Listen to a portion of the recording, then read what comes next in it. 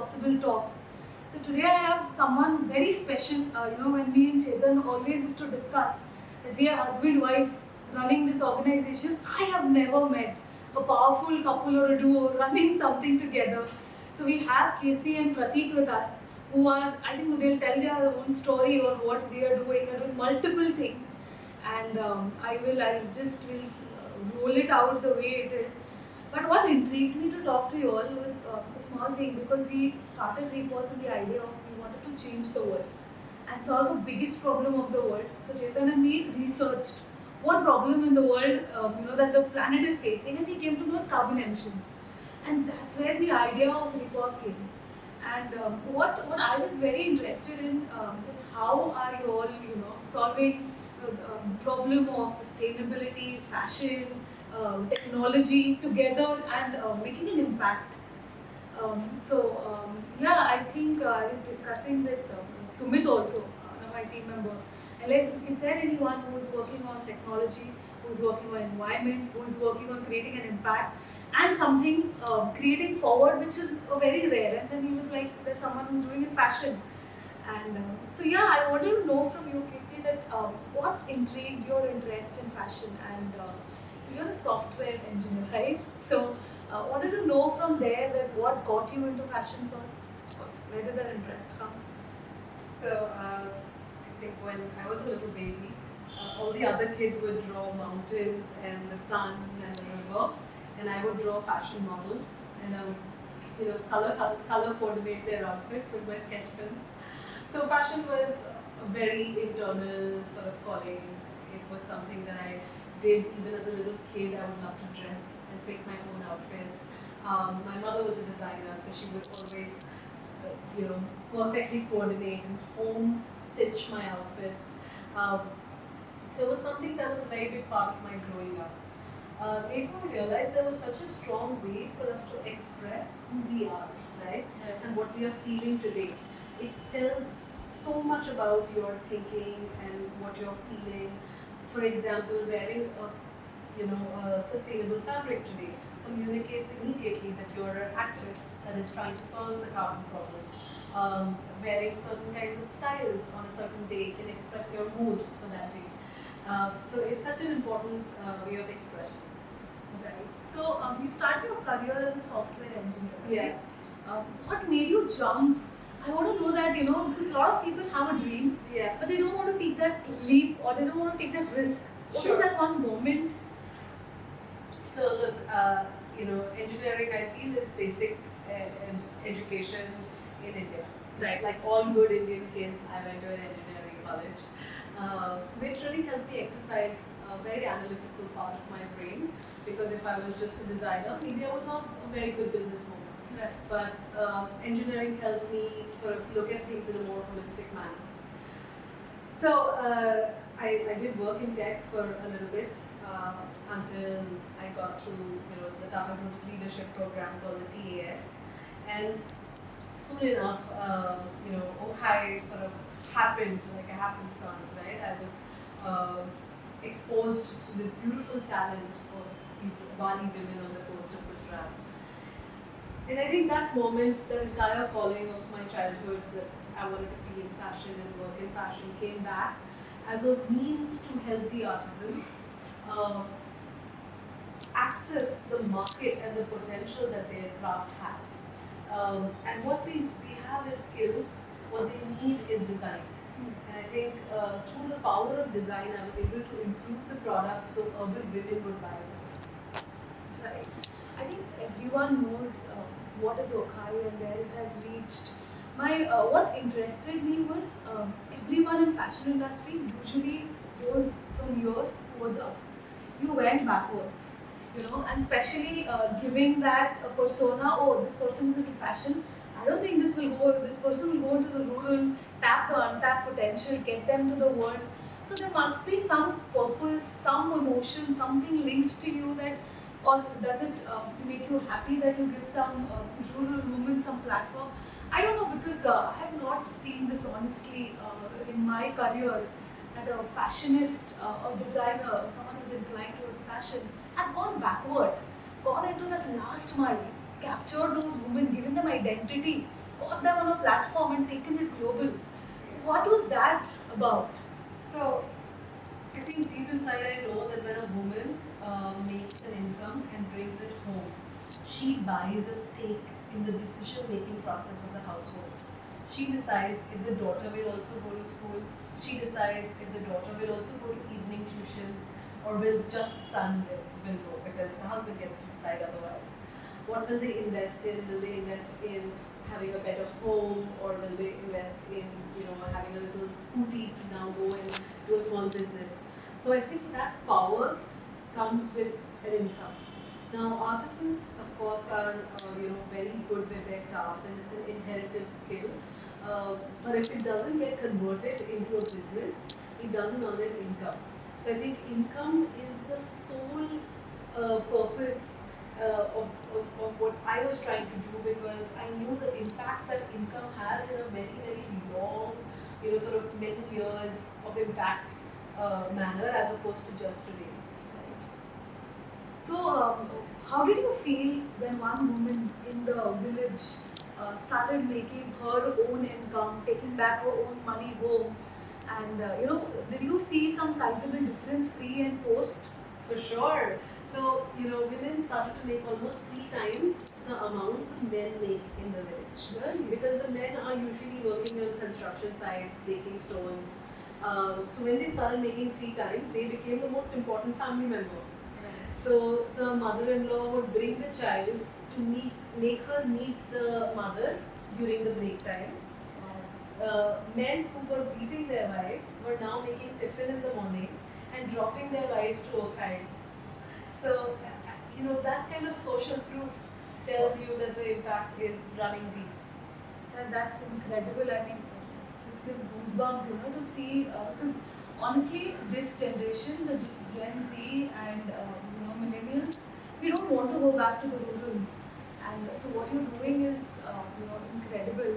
And like you said, every house should have a doctor and an engineer. So, Prateek, coming to you, you've come from a family of doctors. You are, I think, grandfather, father.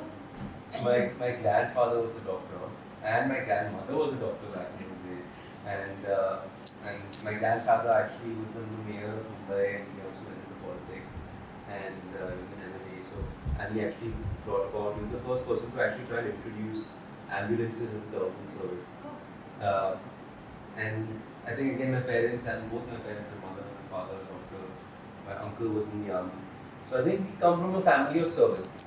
For us, I've always grown up and shown that to be successful doesn't mean to make a lot of money. It means to have an impact. It means to make a difference to other people's lives. And I think that's the sort of just the values inculcated in me. So you did not think of becoming a doctor? I think maybe I was a bit too squeamish about cutting people open. I think from an early age I got very much into computers and into engineering as a little kid. And then my father got his first computer home. I was just from that moment hooked, and I was writing little code software like 7 or 8 years old. So I think that captivated me, and I think my parents were very understanding. They didn't try and force me and push me into it and say, "Oh, you must become a doctor." So they were very supportive that way. So you became an engineer?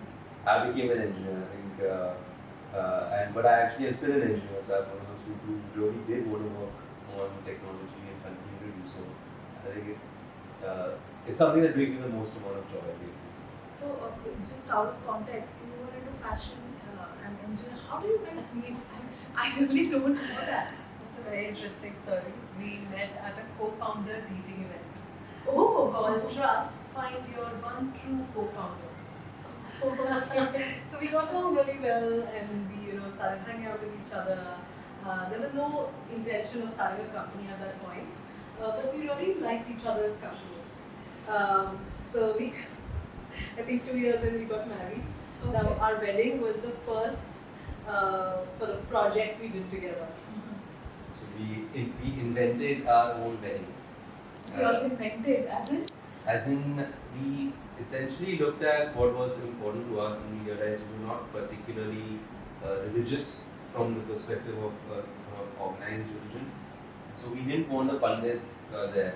We didn't want to sort of go through the standard things of religion. So we said, okay, what really matters to us? What do we believe in? Obviously, there are a lot of things that any religion offers which we believe in, commitment, things like trust, social support, but it didn't involve for us the way you do it. So we came up with our own idea. We said, let us, if we were to, from our life, invent our own wedding, what Okay. would that be like? How would you do it today if no one told you anything?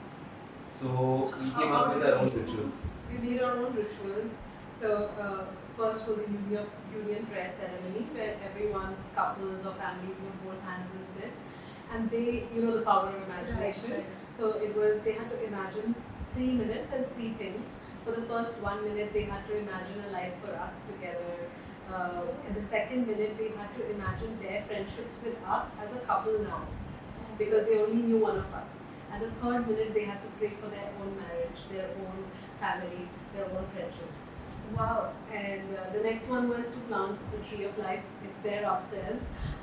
So everyone across the world brought a little bit of mud or stones from their garden. And they all came and they planted that tree with us in a pot. This was a marriage. Yeah, This is that the was marriage. ceremony. This is yeah. the wedding. Wow, but I personally feel this is a very rock solid foundation, on which your marriage is resting upon, because it's all on the vibrations that you get into the relationship. Yes. And with positive imaginations, I think that's the beginning of anything. And that's equal to other mantras in the religion. Yeah. There's a lot of commonalities in sort of what they're doing, but today I think we just distilled it. We took okay, what's relevant today, what matters today, and how can we make it. So we made a pitch deck and we showed it to our parents. Really? Yeah. And they agreed? Because there had to be some way to communicate to our investors that we are going to do this, right? Yeah. But they Because it's very similar. instantly.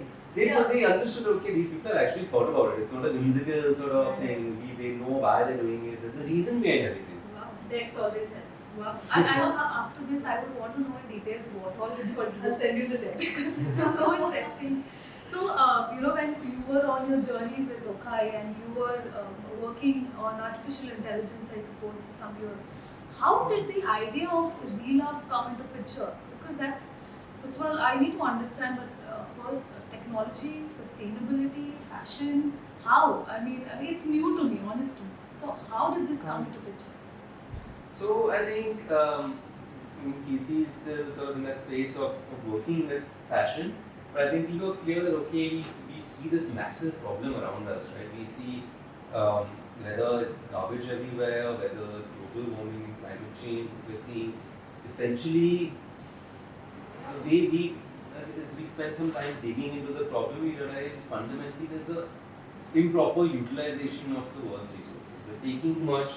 And whether it's a packet of Lay's or a water bottle or even a piece of clothing, you're just using it once and you're throwing it.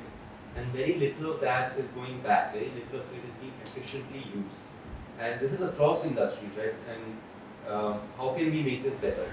For example, back in around 10-15 years ago, all the Coke used to come in glass bottles. And you could always return that bottle because an item had value. And you could get some money back, clean it, refill it, and then put it back into circulation.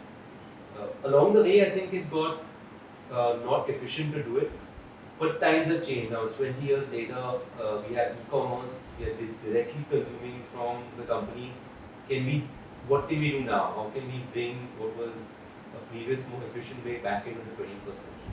Right. So, is this what you call it the circular economy? Yes. So, can you explain what is that? Because a lot of us don't know what is exactly circular economy.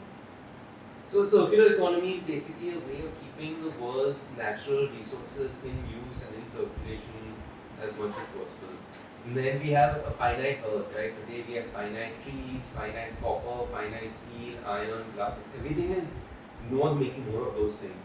So today, if we just take, for example, oil, and you just take a plastic bottle and you throw it away, you're not going to get that oil back. Oil is going to eventually run out. So how can we keep this in use? Now you can keep it in use for many things. The most efficient is reuse by just washing and keeping it. The second is then by recycling or by refurbishing or repairing things. So all of these are different ways which can be utilize to just make the most efficient use of the world's resources.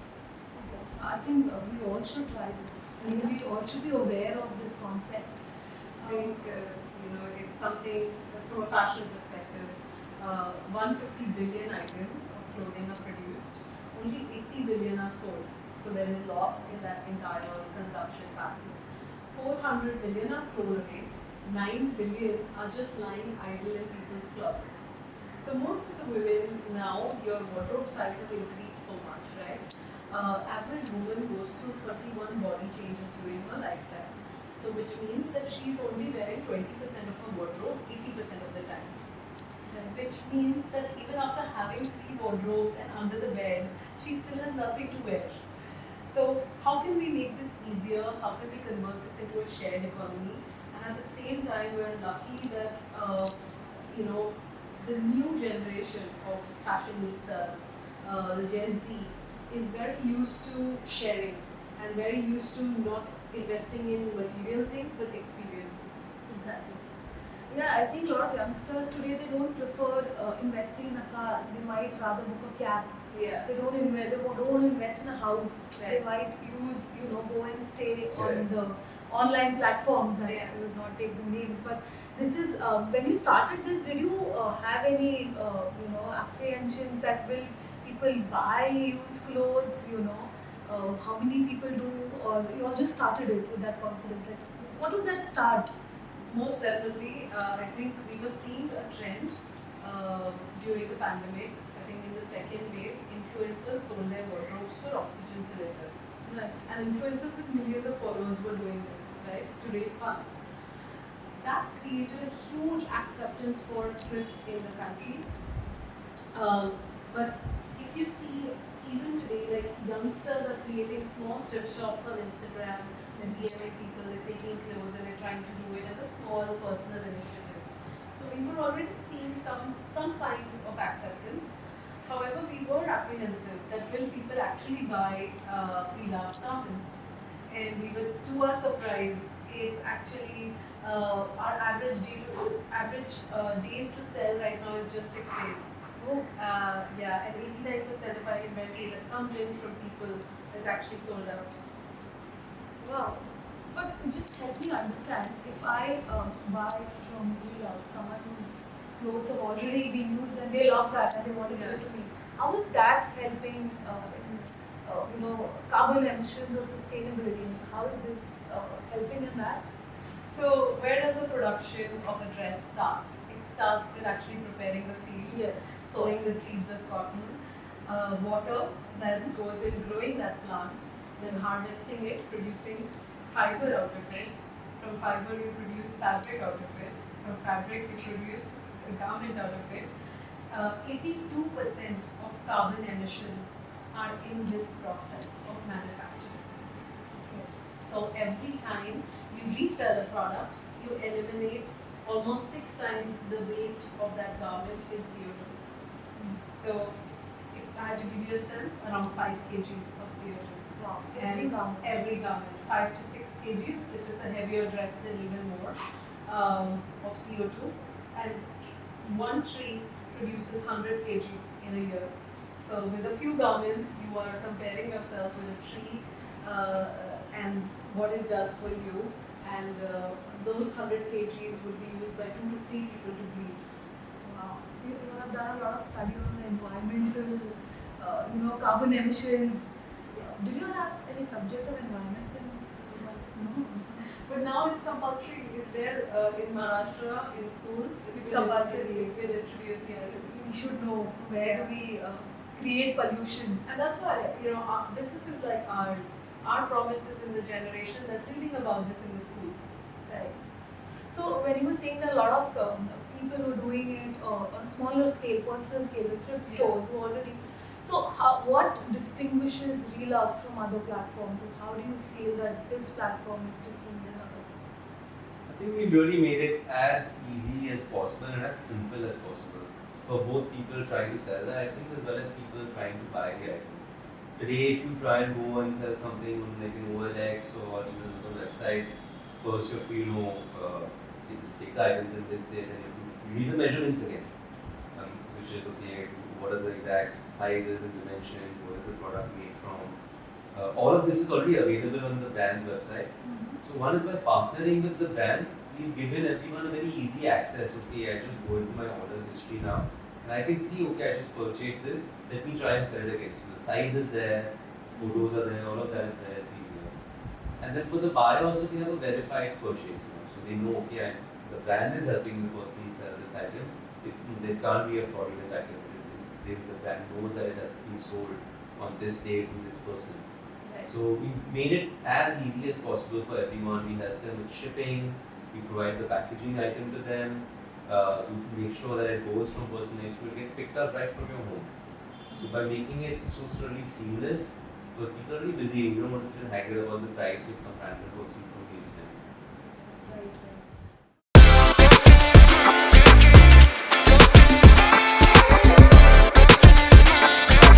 Like what you told, India में ऐसे नहीं होता है, वैसे नहीं होता है, and fashion the hard way, you should have connects, you should have this, technology funds आसानी से नहीं मिलते, all the things which keep on telling you why should you not do it. But if you want to give an advice to a younger generation, what would you give?